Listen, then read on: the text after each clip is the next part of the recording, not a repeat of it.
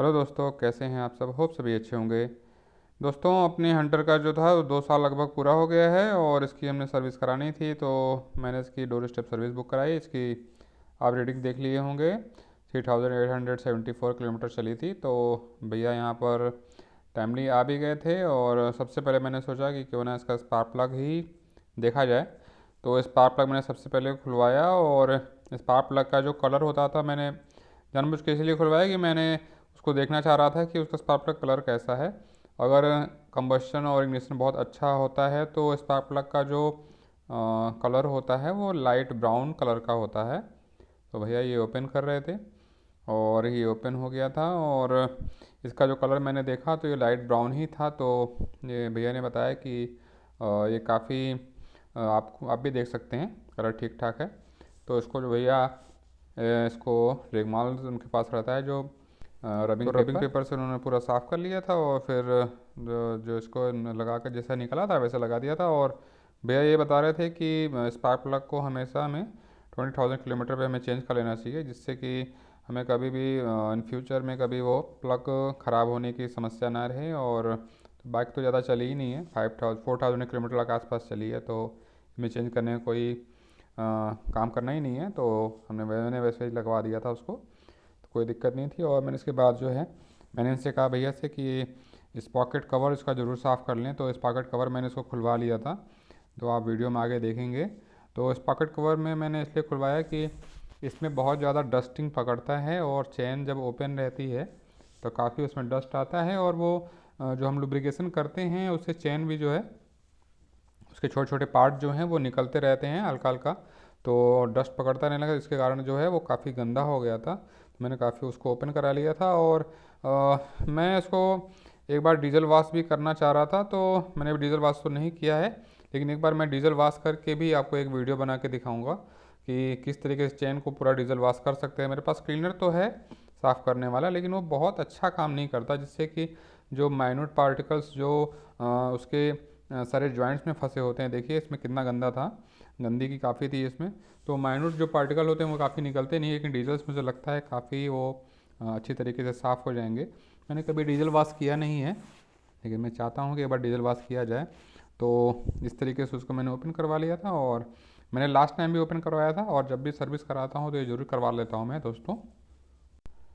तो इसको जिस तरीके से निकला वो उस तरीके से एलेंकी 5 नंबर की एलेंकी से ये काफ़ी टाइट हो जाता है। और इस तरीके से इसको पूरा हम कवर कर लिया और कोई इसमें बहुत ज़्यादा समय नहीं लगा। मुझे लगता है कुल जो टोटल मुझे समय लगा वो मुझे लगता है घंटे के आसपास लगा होगा, क्योंकि हम जब जाते हैं सर्विस सेंटर पे तो वहाँ काफ़ी भीड़ भाड़ रहती है और यहाँ तो सिर्फ एक ही बाइक थी। तो और भैया ये पहले भी आ चुके थे घर पे, इन्होंने लास्ट टाइम सर्विस की थी।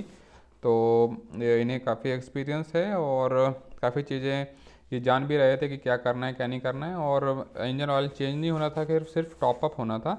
जो वीडियो में आगे आप देखेंगे तो लगभग 150 ml के आसपास इंजन टॉपअप हुआ था। और इसका इन्होंने फिर फ़िल्टर भी खोला था और फ़िल्टर साफ़ कर दिया था। तो ये कुछ इंजन ऑयल को मेज़रमेंट करने के लिए इनके पास एक पूरा जग था, तो उस जग से इन्होंने इंजन ऑयल निकाला और इनके पास और फिर इसमें जो है पोर कर दिया था। तो इस तरीके से इसमें पोर कर दिया था। मुझे बहुत ज़्यादा तो दिक्कत नहीं थी इंजन ऑयल के टॉपअप में, लेकिन मैंने कहा कि अगर आए हुए हैं तो थोड़ा बहुत टॉपअप कर लिया जाए दोस्तों। तो इस तरीके से अपना इंजन ऑयल पड़ गया था और इंजन ऑयल टॉपअप होने से हमारे इंजन जो है लाइफ अच्छी रहती है। और इंजन ऑयल हमेशा हमें अगर हम लॉन्ग डिस्टेंस पे कहीं जाते हैं तो हमें इंजन ऑयल का हमेशा चेक कर लेना चाहिए, क्योंकि पुरानी वाली अपाची में मैंने ये चीज़ मैंने नहीं देखा था, तो उसका इंजन जो था वो काफ़ी ख़राब हो गया था बाद में और फिर मुझे वो बाइक जो है कबाड़ में बेचनी पड़ी थी। तो मैं आपको ज़रूर सजेस्ट करूँगा कि जब भी आप कभी लॉन्ग टूर पे जाएं तो इंजन ऑयल ज़रूर चेक कर लें और अगर कम है तो स्टॉप अप ज़रूर करा लें। और इसमें आप एक चीज़ और भी देख सकते हैं कि जो स्पार्क प्लग खोल कर स्पार्क प्लग में हल्का सा कार्बन या चिपचिपापन है, तो आप समझ सकते हैं कि इंजन में कुछ प्रॉब्लम है। तो ये अपना एयर फिल्टर इन्होंने साफ़ कर लिया था और एयर फिल्टर में कोई गंदगी नहीं थी। वो एक जनरल था कि पूरी तरीके से बाइक को एक सर्विस हो रही है तो हर चीज़ें उसमें देख ली जाएँ। और बाद में भैया ने जो है आगे वाला जो डिस्पैच था पीछे वाला डिस्पैच था दोनों चेक किए और उसमें कितना इरोजन हुआ है वो भी चेक किया उन्होंने, और कहा कि बाइक तो ज़्यादा चलती नहीं है, तो आपका जो पूरा डिस्क पैड है वो अभी न्यू का न्यू है, कोई प्रॉब्लम नहीं है दोस्तों इसमें।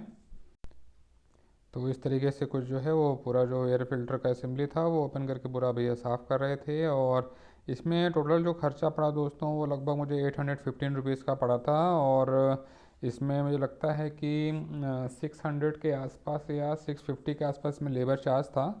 और इस सर्विस के बाद ही मुझे फिर कंपनी से फ़ोन आ गया कि आपके नंबर पे कुछ ऑफ़र हैं जिसमें 2 सर्विस आपकी हो जाएगी 1000 में। तो उसमें लेबर चार्ज में मुझे लगता है कि 300-400 के आसपास जो है वो सेव हो जाएंगे। तो ये अगला डिस्पैच जो था वो उन्होंने खोल लिया था और उसके डिस्पैच निकाल लिए थे पूरी असेंबली। तो उसमें जो है पूरा जिस तरीके से जैसे अगर कंपनी में हम लोग सर्विस कराते हैं तो वो उनके पास प्रेशर एयर होती है तो उससे वो साफ़ कर लेते हैं।